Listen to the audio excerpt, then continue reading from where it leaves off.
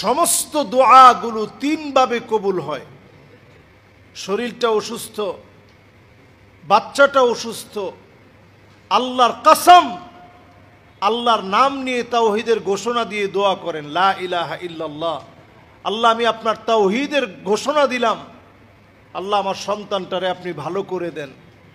এই তাওহীদের ঘোষণা দিয়ে যদি দোয়া করেন, অবশ্যই ইনশাআল্লাহ দোয়া যিনি কবুল করবেন তিনি কে? আল্লাহ। সমস্ত দোয়াগুলো তিনভাবে কবুল হয়। এক নাম্বার, দোয়া কবুল হয় মুফাজাআতান, তৎক্ষণাৎ আল্লাহ রাব্বুল আলামিন দোয়া কবুল করেন। তৎক্ষণাৎ আপনি দোয়া কবুল করে ঘরে যেতে পারেন নাই, এর আগে আমার মালিক দোয়া কবুল করে ফেলছে। এরকম দোয়া আমাদের জীবনে আছে না? আছে। মিলায় দেখবেন জীবনে অনেক দোয়া করছেন, ঘরে যেতে পারেন নাই, তার আগেই আল্লাহ তাআলা সমাধান দিয়ে দিয়েছে। এটাকে বলে তৎক্ষণাৎ দোয়া কবুল হওয়া। আরেকটা দোয়া আল্লাহ তাআলা কবুল করেন, তৎক্ষণাৎ আল্লাহ তাআলা কবুল করেন নাই, একদিন, দুদিন, 3 দিন, 1 মাস, 2 মাস, 1 বছর, 2 বছর, 10 বছর, 20 বছর পর্যন্ত আপনি দোয়া করলেন, অথবা এর চেয়েতে বেশি সময় আপনি ধৈর্য ধারণ করে দোয়া করলেন, এরপরে আল্লাহ রাব্বুল আলামিন দোয়াটা ঠিকই আল্লাহ তাআলা কবুল করেছেন। সুবহানাল্লাহ বিহামদিহি। এটা হচ্ছে 2 নাম্বার।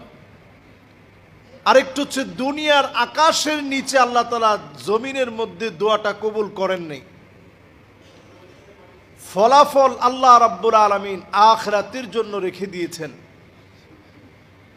সেদিন বান্দা দেখবে বিরাট বিরাট নিয়ামত আর প্রতিদান। প্রশ্ন করবে, আল্লাহ এত বড় নিয়ামত আমি কেমনে পেলাম? আমার তো তেমন আমল ছিল না, এত বড় প্রতিদান পেলাম কেমনে?